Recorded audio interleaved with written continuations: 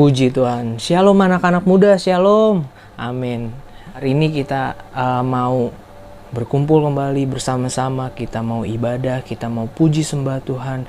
Yang setuju katakan amin. Puji Tuhan, yuk sama-sama kita mari buka hati kita. Kita mulai sembah Tuhan.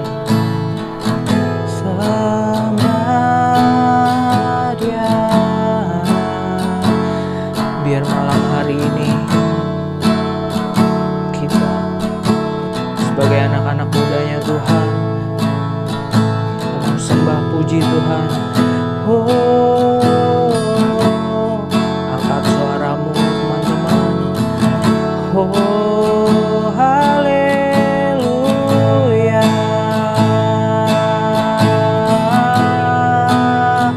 Oh, sama-sama sembah Tuhan. Angkat pujian syukur kita. Oh, terima kasih buat kebaikan-Mu.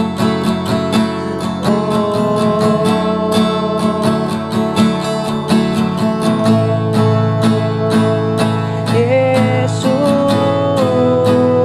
Kau dahsyat.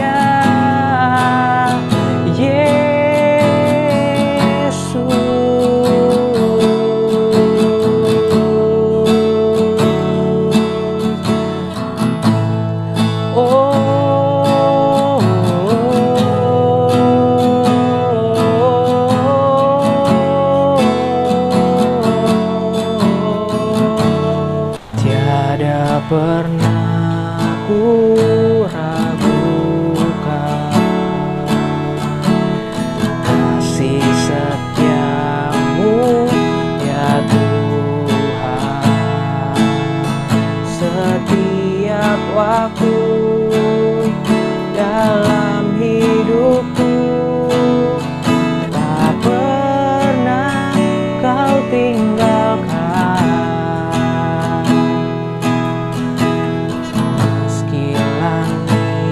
Tanpa kurang, awan gelap pun menghadap, hadapi badai, lewati lembah, tak pernah Kau tinggalkan diriku.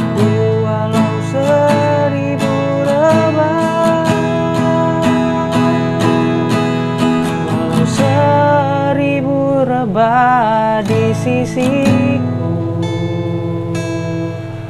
Kau tetaplah Allah penolongku. Walau 10.000 rebah di kananku, takkan ku goyah sebab Yesus sertaku. Walau 1000 rebah di sisiku, Kau tetaplah Allah penolongku. Walau 10.000 rebah di kananku, takkan ku goyah sebab Yesus sertaku. Takkan ku goyah, takkan ku goyah sebab Yesus sertaku. Takkan ku goyah, takkan ku goyah sebab Yesus Kita sambung pujian kita. Tuhanlah kekuatan dan mazmurku.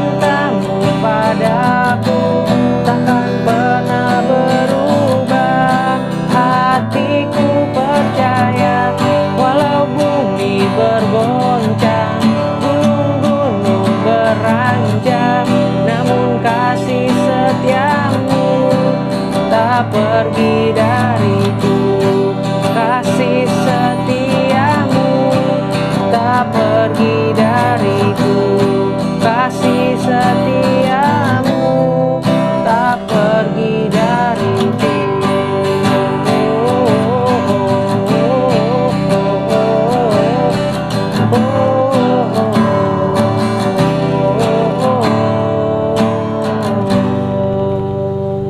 Kita sambung pujian kita, soraklah haleluya.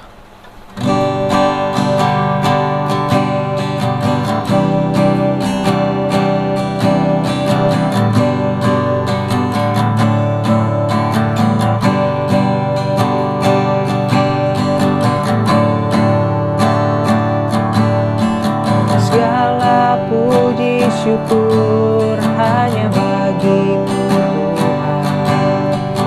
sebab Kau yang layak dipuja.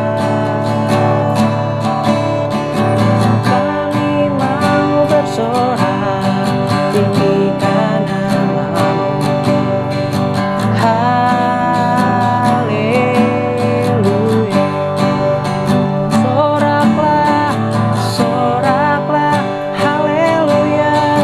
Soraklah, haleluya. Haleluya.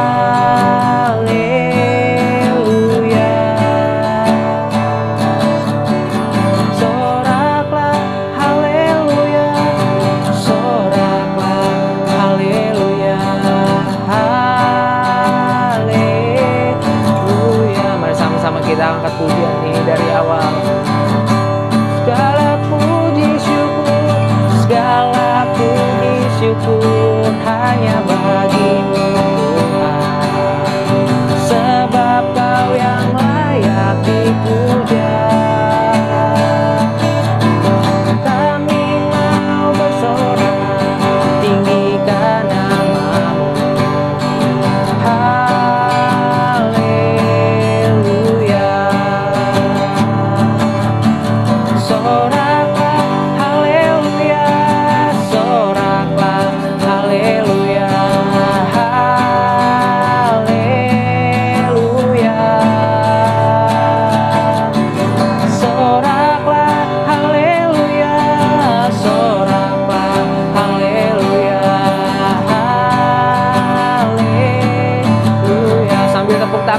soraklah, soraklah, haleluya, soraklah, haleluya, haleluya.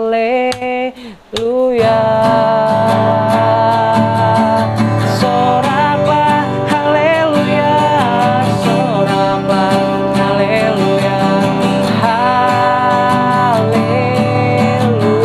haleluya, haleluya.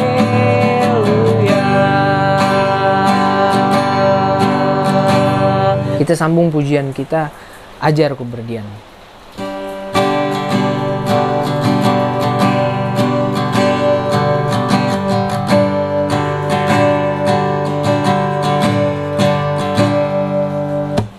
Ajarku berdiam dekat di hatimu, di saat ku berpaling temukan cintamu, di saat ku menanti untuk bertemu lagi, bersekutu dalam damai yang sejati.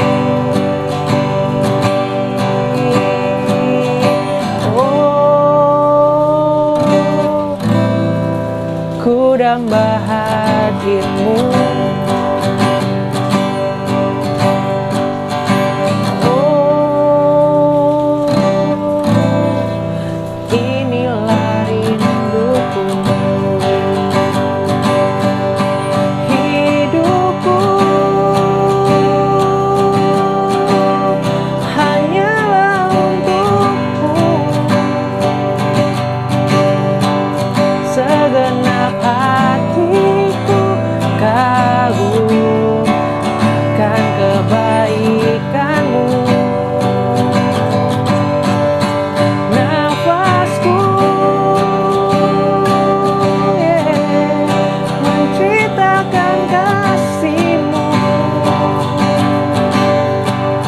ajarku berdiam dekat di hatimu.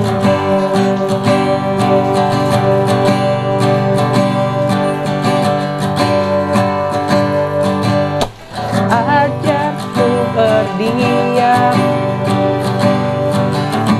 dekat di hatimu, di saat ku berpaling temukan cintamu,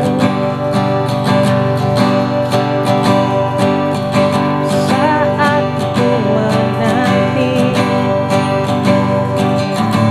untuk bertemu lagi, bersekutu dalam damai yang sejati. Oh, ku damba hadirmu, oh, inilah rinduku, hidupku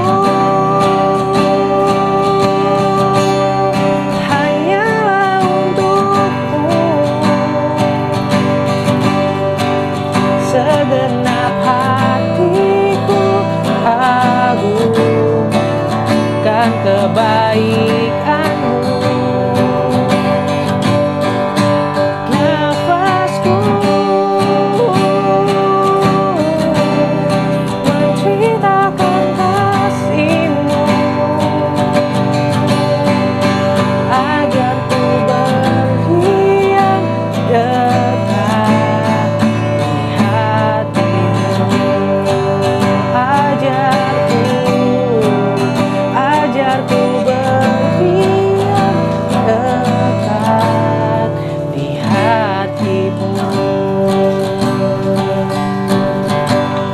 kita mau lebih banyak mendengarkan firman Tuhan, kita angkat pujian menyenangkan-Mu.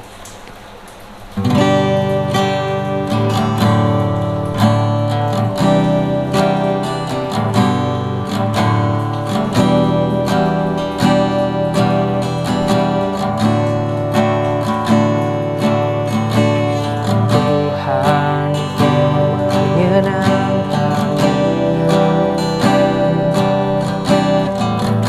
Tuhan, bentuklah hati ini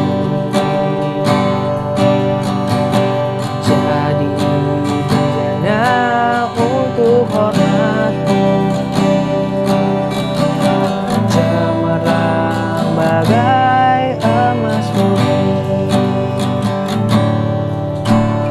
Tuhan, ku serahkan hatiku, semua ku berikan padamu. Turuslah hingga turus selalu, agar aku menyenangkan-Mu, menyenangkan-Mu, senangkan-Mu. Hanya itu kerinduanku, menyenangkan-Mu, senangkan hatimu. Hanya itu kerinduanku. Mari sama-sama kita angkat pujian ini dari awal dengan hati yang sungguh-sungguh. Tuhan, Kau menyenangkan-Mu. Tuhan, bentuklah hati ini jadi bejana untuk hormat-Mu, cemerlang bagai emas murni.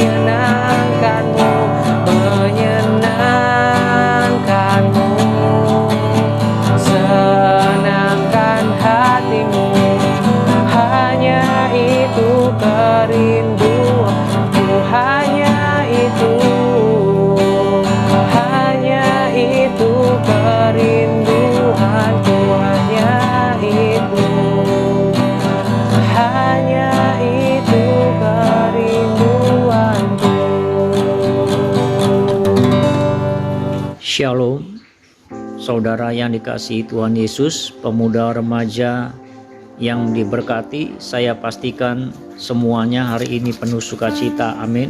Hari ini kita akan belajar bersama tentang peristiwa kenaikan Tuhan Yesus ke surga. Karena pada tanggal 13 Mei kita akan merayakan peristiwa kenaikan Tuhan Yesus ke surga. Peristiwa kenaikan Tuhan Yesus ke surga bagi kita orang percaya adalah perayaan yang keempat. Karena yang pertama adalah perayaan kedatangan atau kelahiran Tuhan Yesus yang kita kenal dengan Natal. Yang kedua adalah perayaan kematian Tuhan Yesus yang kita kenal dengan Jumat Agung. Yang ketiga adalah perayaan kebangkitan Tuhan Yesus yang kita kenal dengan Paskah. Dan yang keempat adalah perayaan kenaikan Tuhan Yesus ke surga. Dan 10 hari ke depan dari Tuhan Yesus naik ke surga, kita akan merayakan pencurahan Roh Kudus yang kita kenal dengan Pentakosta.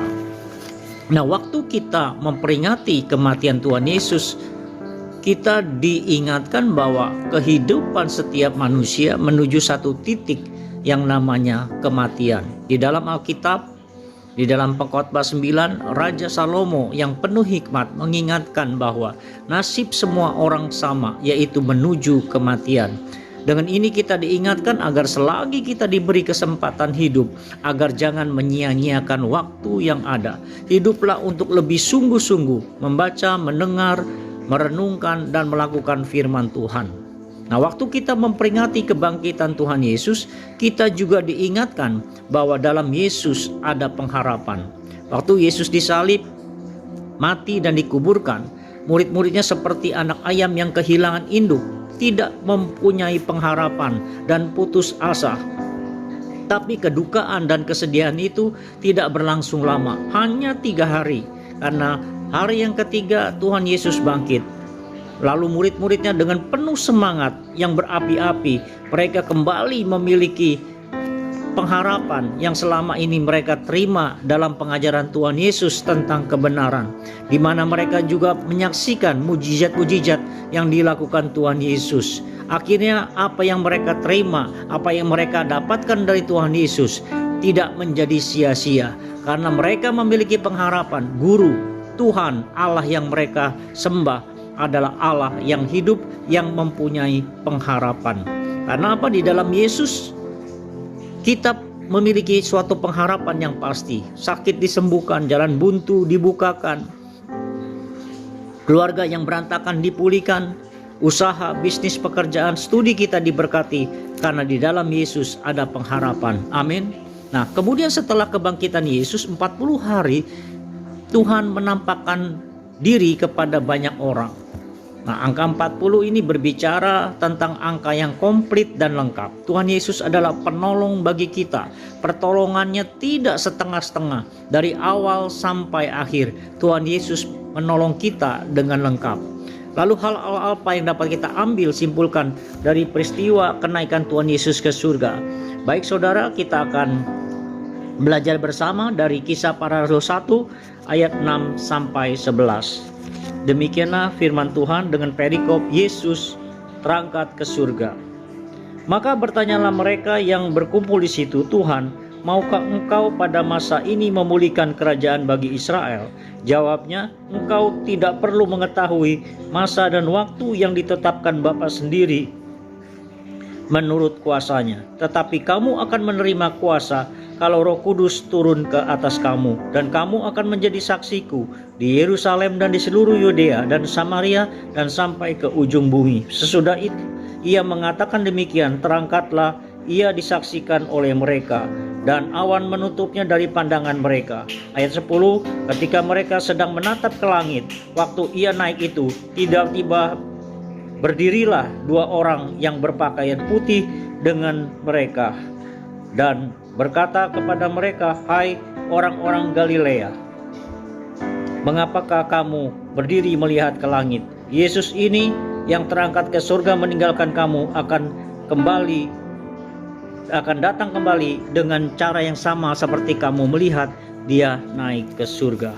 Nah, saudara yang dikasihi di dalam Tuhan, Jadi yang pertama, waktu Yesus naik ke surga, kita diingatkan bahwa Yesus akan datang kembali. Seperti waktu Yesus naik ke surga.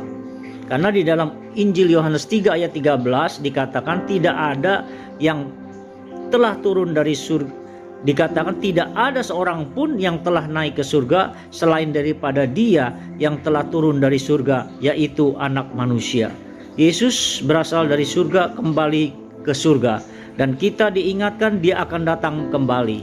Karena di dalam Injil Yohanes 14 ayat 1 sampai 3 dikatakan bahwa janganlah gelisah hatimu, percayalah kepada Allah, percayalah juga kepadaku. Di rumah Bapakku banyak tempat tinggal. Jika tidak demikian tentu aku mengatakannya kepadamu, sebab aku pergi ke situ untuk menyediakan tempat bagimu. Dan apabila aku telah pergi ke situ dan telah menyediakan tempat bagimu, aku akan datang kembali dan membawa kamu ke tempatku, supaya di tempat di mana aku berada, kamu pun berada. Jadi peristiwa kenaikan Tuhan Yesus ke surga, kita diingatkan bahwa Dia akan datang kembali. Yesus naik ke surga menyediakan tempat bagi saudara dan saya, agar kita senantiasa dapat bersama-sama dengan Dia. Untuk itu ada yang harus kita lakukan di dalam menyambut kedatangannya. Yang pertama adalah ada nasihat di dalam 1 Tesalonika pasal 4. Di sana dikatakan ada suatu nasihat supaya kita hidup kudus. Karena firman-Nya mengatakan karena Allah memanggil kita bukan untuk melakukan apa yang cemar, melainkan apa yang kudus. 1 Tesalonika 4 ayat 7. Karena hidup kudus ialah kehendak Allah. Jangan kita hidup di dalam keinginan hawa nafsu seperti yang dibuat oleh orang-orang yang tidak mengenal Allah. Nah, yang kedua di dalam 1 Tesalonika pasal 5, yaitu nasihat untuk berjaga-jaga. Jadi yang pertama, waktu kita ingin menyambut kedatangan Tuhan Yesus yang akan datang kembali, supaya kita menjaga hidup dalam kekudusan. Yang kedua adalah supaya kita berjaga-jaga. Karena hari Tuhan, Alkitab katakan, datang seperti pencuri pada waktu malam. 1 Tesalonika 5 ayat 2. Oleh karena itu supaya kita tidak hidup di dalam kegelapan, sehingga hari itu tiba-tiba mendatangi kamu seperti pencuri. Karena kita semua adalah anak-anak terang, anak-anak siang. Kita bukanlah orang-orang malam maupun orang-orang kegelapan. Sebab itu baiklah kita jangan tidur seperti orang-orang lain, tetapi berjaga-jaga dan sadar. Kita yang adalah orang-orang siang, baiklah kita sadar, berbaju zirakan iman dan kasih, berketopangkan pengharapan keselamatan. Karena Allah tidak menetapkan kita untuk ditimpa murka, tetapi untuk beroleh keselamatan oleh Yesus Kristus Tuhan kita. Amin.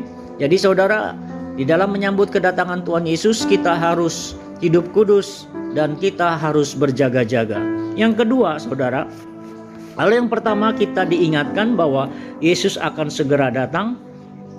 Oleh karena itu kita harus jaga hidup di dalam kekudusan dan berjaga-jaga. Yang kedua di dalam Kisah Para Rasul pasal 1 ayat 11. Di sana ada dua orang malaikat yang berkata, "Hai orang-orang Galilea, mengapakah kamu berdiri melihat ke langit?" Padahal kalau kita lihat saudara, yang berkumpul menyaksikan Yesus naik ke surga itu tidak semuanya orang Galilea. Galilea itu adalah danau yang letaknya di utara Israel. Galilea itu berarti revolution of the wheel, roda yang berputar tidak pernah berhenti. Oleh karena itu saudara, Galilea ini memiliki 4 nama. Danau Galilea disebut juga Tiberias, Genesaret atau Kineret. Nah, saudara yang kekasih di dalam Tuhan, jadi saudara, malaikat itu menekankan, "Hai orang-orang Galilea." Di sini saudara memiliki makna bahwa supaya kita sebagai pengikut Kristus juga memiliki hati yang selalu mencari Tuhan, seperti roda yang berputar tidak pernah berhenti. Karena apa saudara? Karena kita dapat melihat dan menyaksikan di mana Tuhan yang penuh kasih, Tuhan yang begitu sayang kepada umat ciptaannya untuk senantiasa terus mau memberikan yang terbaik, bahkan nyawanya diberikan untuk kita. Oleh karena itu saudara, kita juga harus seperti orang-orang di Galilea, memiliki hati yang lapar haus akan kebenaran firman Tuhan, orang yang selalu mencari Tuhan. Nah, kalau kita baca di dalam Alkitab, ketika ada dua orang murid Tuhan Yesus, di Alkitab dikatakan yang satu bernama Kleopas dan yang satu lagi memang tidak dituliskan. Ketika mereka berjalan dari Yerusalem menuju ke Emmaus, mereka tiba-tiba ketika sedang mengobrol saudara, tiba-tiba ada Yesus yang hadir, tapi mereka tidak menyadari bahwa itu Tuhan Yesus. Lalu Tuhan Yesus bertanya, dan kedua muridnya ini juga heran, kenapa Tuhan Yesus tidak tahu kejadian yang begitu hangat yang baru saja terjadi, sang guru, sang rabi yang mana tidak bersalah tetapi disalibkan, bahkan harus mati di bukit Golgota serta dikuburkan. Tetapi pada hari yang ketiga dia bangkit. Nah, kedua orang murid ini mereka berjalan dari Yerusalem menuju ke Emmaus. Yerusalem itu kota yang sangat tinggi, 800 meter di atas permukaan laut. Jadi dari Yerusalem menuju ke Emmaus berarti jalannya menurun saudara.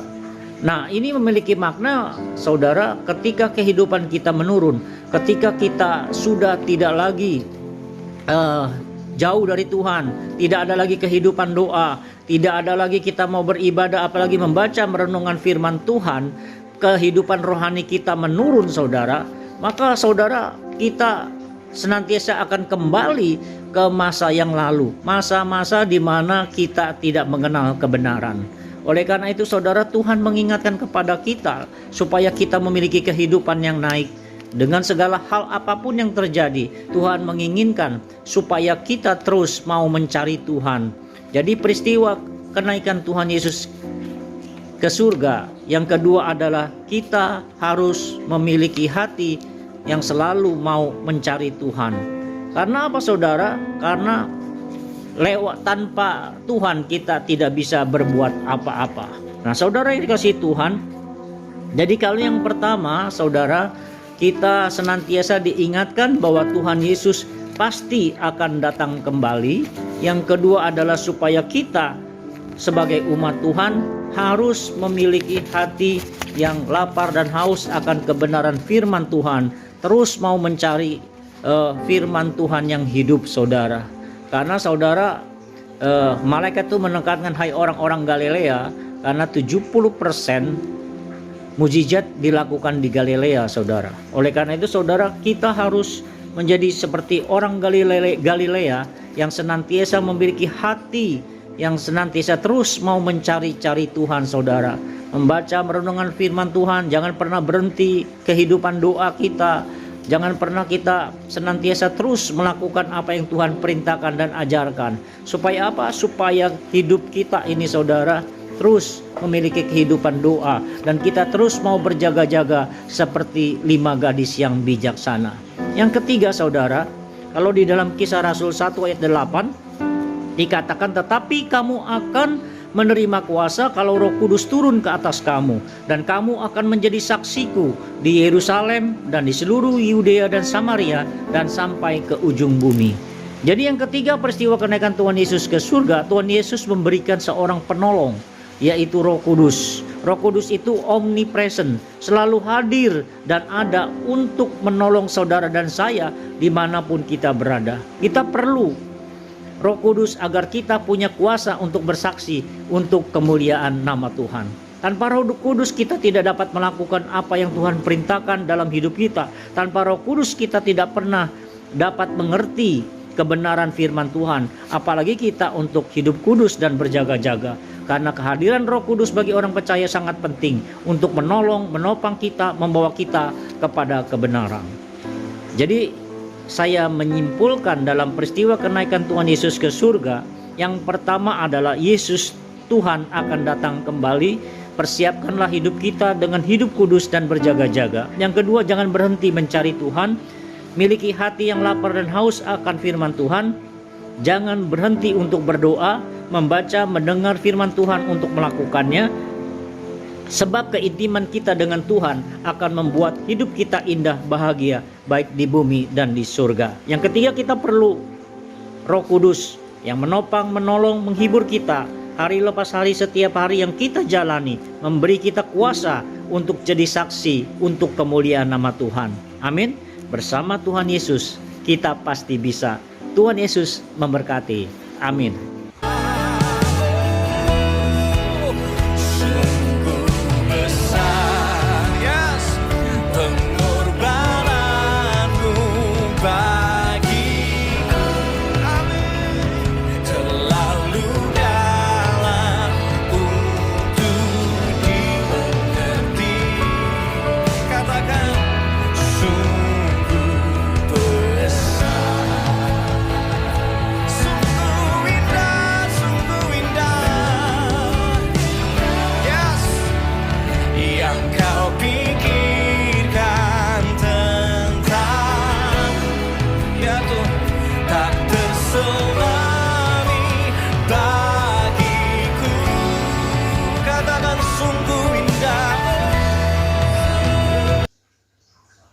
Tuhan adalah penyayang dan pengasih, panjang sabar dan berlimpah kasih setia.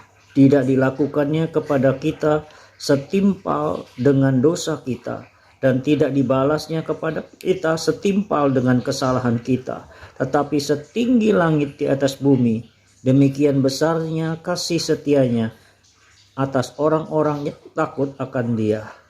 Terimalah berkat dari Allah Bapa. Tuhan memberkati engkau dan melindungi engkau.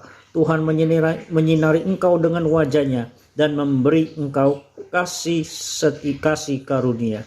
Tuhan menghadapkan wajah-Nya kepadamu dan memberi engkau damai sejahtera. Terimalah berkat dari Allah Bapa, kasih dari Tuhan kita Yesus Kristus dengan persekutuan Roh-Nya yang kudus menyertai kita sampai Maranatha. Amin.